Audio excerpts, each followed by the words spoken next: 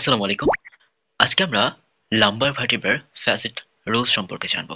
তো facet rule দিয়ে মূলত লাম্বার ভার্টিব্রা কোনটা কত নাম্বার সেটা নির্ণয় করা যায়। তো মূল আলোচনা শুরুর আগে আমরা লাম্বার ভার্টিব্রার বেসিক পার্টস গুলো একটু জেনে নিই। তো আমরা নর্মালি জানি যে একটা ভার্টিব্রায় দুইটা পার্ট থাকে, একটা বডি থাকে আর একটা হচ্ছে ভার্টিব্রাল আর্চ। তো এখানে অনেক ধরনের প্রসেস থাকে, যেহেতু এটা একটা ইরেগুলার বোন, তো অবভিয়াসলি প্রসেস থাকবে।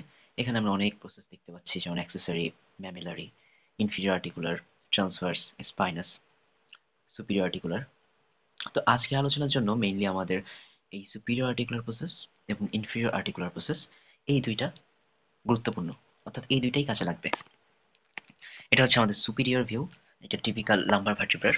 ভার্টিব্রা লাম্বার রিজিয়নে মূলত 5টা থাকে, তার মধ্যে 4টা হচ্ছে টিপিক্যাল আর একটা হচ্ছে অ্যাটিপিক্যাল। এটা হচ্ছে আমাদের ল্যাটারাল ভিউ। ল্যাটারাল ভিউয়ে আমরা দেখতে পাচ্ছি ওই জিনিসগুলোই, জাস্ট সাইড থেকে দেখানো হয়েছে। আমরা এবার হচ্ছে আমাদের মূল পড়ায় প্রবেশ করব। তো ফ্যাসেট রুলস যেটা, সেটা আসলে কি বোঝায়? আমরা এখানে যে প্রসেসগুলো দেখেছি তার মধ্যে দুই টাইপের প্রসেস আছে। যেটা আজকে আমাদের লাগবে সেটা হচ্ছে superior articular process, inferior articular process. একটা লাম্বার ভার্টিব্রায় সুপিরিয়র আর্টিকুলার প্রসেস থাকে দুটো, ইনফিরিয়র থাকে দুটো, অর্থাৎ মোট 4টা আর্টিকুলার প্রসেস থাকে। তার মধ্যে সুপিরিয়র প্রসেস যেটা, সেটা হচ্ছে ব্যাকওয়ার্ড এবং মিডিয়ালি থাকে, এবং ইনফিরিয়র যেটা সেটা হচ্ছে ফরওয়ার্ড এবং ল্যাটারালি থাকে। আমরা যদি এবার পোস্টেরিয়র ভিউ থেকে দেখি, তাহলে আমরা দেখতে পারবো যে এটা হচ্ছে আমাদের সুপিরিয়র, এটা আমাদের ইনফিরিয়র। এখন ফ্যাসেট ল যেটা বলছে যে এই যে চারটা প্রসেসকে যদি আমরা জয়েন করি লাইন দিয়ে, তাহলে এখানে শেপ তৈরি হয় এক একটা। হ্যাঁ, এক একটা শেপ তৈরি হয় এবং 5টা যেই ভার্টিব্রা আছে এখানে, সেগুলোর জন্য মোট 4টা শেপ আমরা পাবো, এবং এই শেপ দেখে আমরা ডিটারমাইন করতে পারবো কোনটা কত নাম্বার ভার্টিব্রা। তো আমরা এখানে নিচে দেখতে পাচ্ছি যে এটা 1 নাম্বার ভার্টিব্রা। এখন আমরা এটাকে যদি জয়েন করি, সাপোজ এখান থেকে শুরু করে এখানে, রাফলি আমরা ডায়াগ্রামে জয়েন করছি, বিকজ বাস্তবের বনে করলে সেটা আরো বেশি রিয়েলিস্টিক হয়, কিন্তু এখানে ডায়াগ্রামটা যথেষ্ট আর্টিফিশিয়াল। এইখানে আমরা এরকম ভাবে জয়েন করলাম। জয়েন করার পর আমরা দেখতে পাচ্ছি যে এই বাহু আর এই বাহু, এই দুইটা হচ্ছে সমান্তরাল, আর বাকি দুইটা কিন্তু সমান্তরাল না। তো এই শেপটাকে আমরা ট্রাপিজিয়াম শেপ বলে থাকি। অর্থাৎ যদি এই 4টা আর্টিকুলার প্রসেসের জয়নিং শেপ একটা ট্রাপিজিয়াম হয়, তাহলে আমরা বুঝবো এটা একটা L1 ভার্টিব্রা, অর্থাৎ লাম্বার ভার্টিব্রা।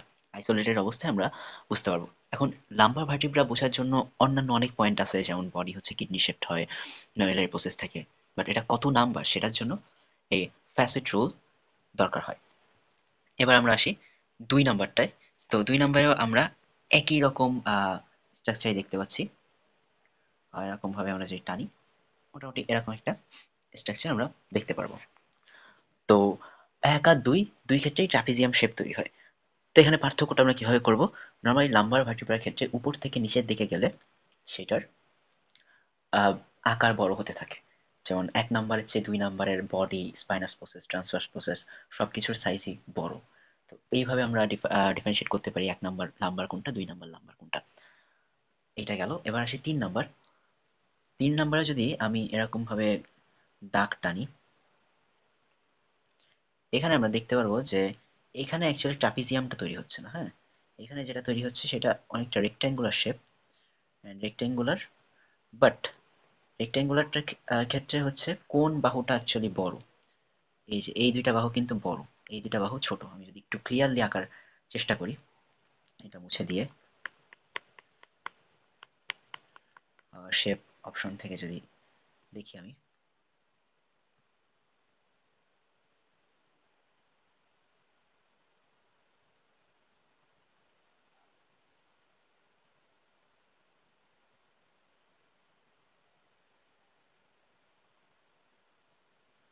এই রেক্ট্যাঙ্গুলারটা আমি দেখবো যে দুইটা বাহু হচ্ছে, পাশের দুটো বাহু মেইনলি, এই যে এই দুটো বাহু মেইনলি বড় বাহু, এই দুইটা ছোট বাহু। তো এটাকে আমরা বলতে পারি ভার্টিক্যাল রেক্ট্যাঙ্গেল, যেহেতু এই বাহুটা সাইজে বড়।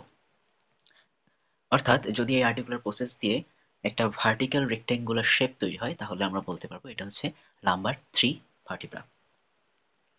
এবার আমরা পরেরটায় আসি, এটা হচ্ছে লাম্বার 4। তো এইটাকে আমি যদি জয়েন করাই, জয়েন করলে মেইনলি স্কোয়ারটাই আসবে, দ্যাটস ওয়াই আমি স্কোয়ার শেপটাই তুলে নিলাম ওখান থেকে। এই যে স্কোয়ার শেপটা যে আমি পাচ্ছি, এই স্কোয়ার শেপটা দেখে আমি বুঝতে পারবো যে এটা বেসিকলি L4 ভার্টিব্রা। এই 4টা পয়েন্ট আমি যদি জয়েন করি, এবার আসি L5 অর্থাৎ শেষ যেটা, এখানেও আমি জয়েন করব। অ্যান্ড এখানে আমি রেক্ট্যাঙ্গুলার নিচ্ছি বিকজ দেখে বোঝা যাচ্ছে যে স্কোয়ার অবশ্যই হবে না।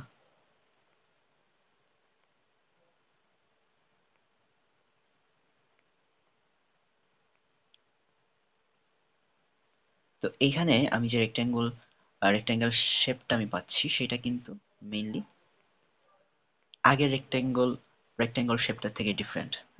এখানে এই দুইটা বাহু কিন্তু বড়, এই দুইটা ছোট, তাহলে আমরা এটাকে কি বলতে পারি? Horizontal rectangle. হ্যাঁ, হরিজন্টাল রেক্ট্যাঙ্গেল বলতে পারি। আমরা মোটামুটি 5টা ভার্টিব্রার জন্য 4টা শেপ আইডেন্টিফাই করে ফেললাম, এবং এটা দিয়ে আমরা আইডেন্টিফাই করতে পারবো যে কোনটা কয়ের লাম্বার ভার্টিব্রা। এখন এখানে যদি আমরা সামারাইজ করতে চাই, তাহলে বলতে হবে লাম্বার 1 আর লাম্বার 2 এই দুটার ক্ষেত্রে হচ্ছে ট্রাপিজিয়াম, লাম্বার 3 এর ক্ষেত্রে হচ্ছে ভার্টিক্যাল রেক্ট্যাঙ্গুলার, নাম্বার 4 এর ক্ষেত্রে স্কয়ার, এবং নাম্বার 5 এর ক্ষেত্রে হরিজন্টাল রেক্ট্যাঙ্গুলার শেপ তৈরি হবে। আশা করি এই ভিডিওর মাধ্যমে ব্যাপারটা ক্লিয়ার হয়েছে যে ফ্যাসিট রুলসটা আসলে কি এবং কেন ইউজ করা হবে। আশা করি অন্য কোনো ভিডিওতে আবার দেখা হবে। সে পর্যন্ত আসসালামু আলাইকুম।